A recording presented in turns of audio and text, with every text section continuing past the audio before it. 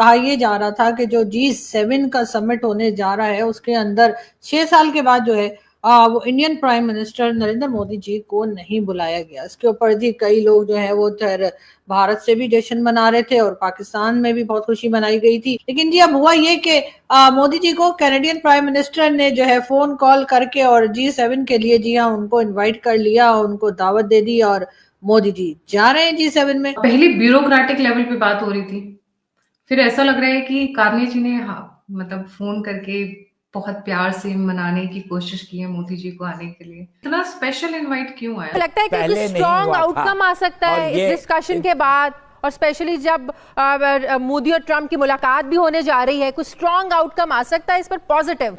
दुनिया को कहीं ना कहीं इदराक भी हो चुका है, जाहिर सी बात है G7 समिट में जो बाकी ममालिक होंगे बड़े बड़े, जब वो भी देखेंगे कि इंडिया की बहुत बड़ी डिप्लोमेटिक सक्सेस है कि यकदम आप और याद रखिएगा कि यूके ही वो मुल्क है जिसने आई थिंक 2015 में प्रपोज किया था कि India should be part of the G7। It is your strength, ये आपकी ताकत दर्शाता है कि जब निचले लेवल्स पर रिफ्यूज हुआ तो उनके प्रधानमंत्री को खुद स्टेप इन होना पड़ा।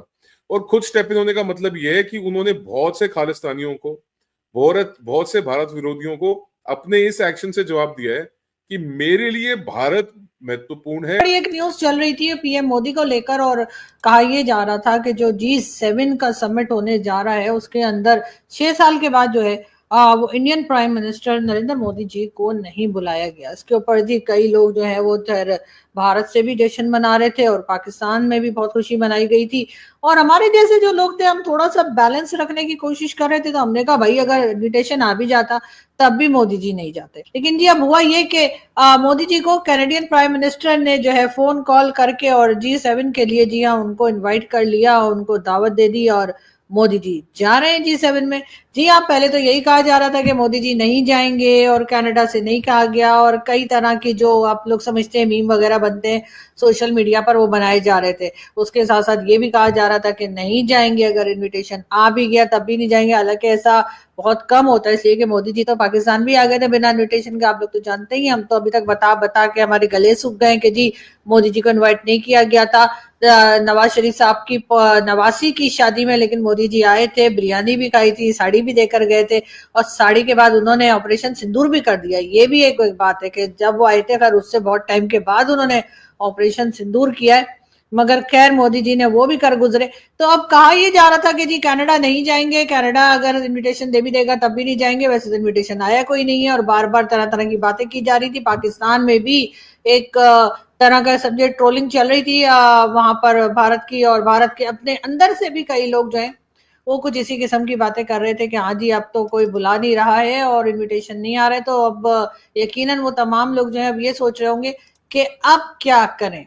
इसलिए कि जी अब जो है वो ना सिर्फ ये कि कैनेडियन प्राइम मिनिस्टर ने जो है वो मोदी जी को इनविटेशन दे दिया है, बल्कि ये कि फोन कॉल करके इनवाइट किया ताकि मोदी जी ये ना कहें कि कोरियर वाला जो था वो कार्ड कहीं और डाल के चला गया, तो वो सिस्टम ना हो। या फिर ये भी ना कहें कि जी हमने ईमेल, आजकल तो ईमेल भी कर देते हैं ना लोग, ईमेल कर देते हैं, व्हाट्सएप कर देते हैं, तो लोग कह देते हैं हमें तो ईमेल मिला ही नहीं, या हमें तो जी व्हाट्सएप मैसेज आपका आया ही नहीं। तो इस किस्म की भी कोई बात ना हो सके, तो इसलिए एहतियात के तौर पे कैनेडियन प्राइम मिनिस्टर ने बाकायदा फोन कॉल करके और प्राइम मिनिस्टर मोदी को इनविटेशन दिया है G7 समिट का। तो बहरहाल मोदी जी ने भी फौरन ही टाइम जाया किए बगैर ही हाँ कर दी कि बस में अभी आया, और जी अब मोदी जी जा रहे हैं। सेफ्टी सिक्योरिटी कंसर्न्स तो बहुत ज्यादा है, बट पहले ब्यूरोक्रेटिक लेवल पे बात हो रही थी, फिर ऐसा लग रहा है कि कार्नी जी ने मतलब फोन करके बहुत प्यार से मनाने की कोशिश की है मोदी जी को आने के लिए।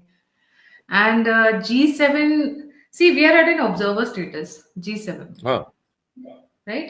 तो हमारा जाना ना जाने से कोई फर्क नहीं पड़ता है, तो इतना स्पेशल इनवाइट क्यों आया? They can't, the world can't do without India।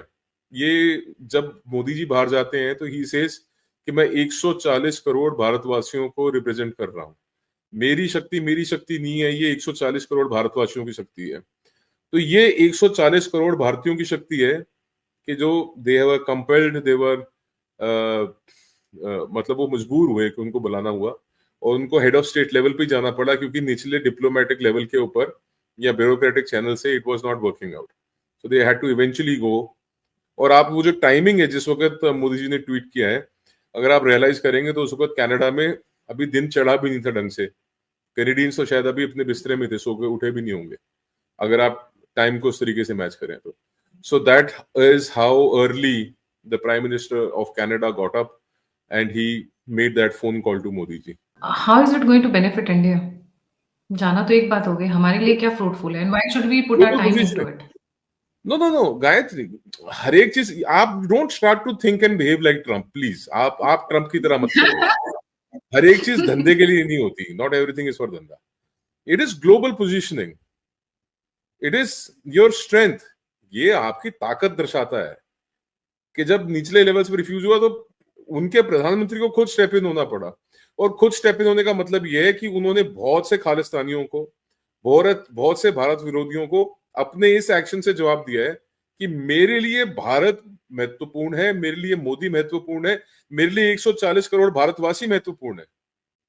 मेरे लिए तुम यहाँ पे जो जितना मर्जी पॉलिटिकल इन्फ्लुएंस रखो, क्लाउड रखो, मेरे लिए तुम इंपॉर्टेंट नहीं। क्योंकि इंडिया एक टर्निंग पॉइंट पे, एक कस्प बोलते हैं जिसपे ना, भारत उस टर्निंग पॉइंट पे, एक ट्रांजिशन फेज के ऊपर है भारत, जहां हमारा जो पाथ है, जो हमारा रास्ता है, वो निश्चित है कि हमने एक महाशक्ति के रूप में उभरना है। जब दुनिया एक समय पे बाइपोलर वर्ल्ड था गायत्री, जैसे यूएसएसआर और यूएसए के बीच में, फिर अगले 40 साल के लिए यूएसए अकेला महाशक्ति रहा।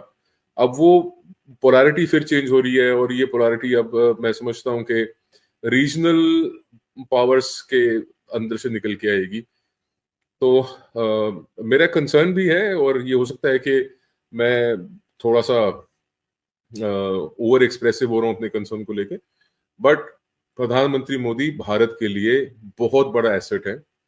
और वो इस बात से ज्ञात होता है कि जिस तरीके से भारत के अंदर जो ऑपोजिशन पार्टीज हैं, वो जो पाकिस्तान के अंदर आईएसआई है, वो जो पाकिस्तान की एस्टैब्लिशमेंट है, जो चाइनीज हैं, ये तमाम लोग जिस तरीके से ये प्रयास कर रहे हैं कि किसी तरीके से इनको नीचे लगाया जाए, और जो 0.5 फ्रंट है अंदर भारत के, उनका भी ये प्रयास है कि किसी तरीके से नीचे लगाया जाए। या मतलब they can go to any extent. Canada के अंदर भी जो अब नई सरकार आई, जो नए प्रधानमंत्री आए हैं, वहां पे भी जो बुरा वक्त है भारत विरोधियों का, तो चाहे कोई भी हो, उनका भी धीरे धीरे नजर आ रहा है कि बुरा वक्त शुरू हो गया है।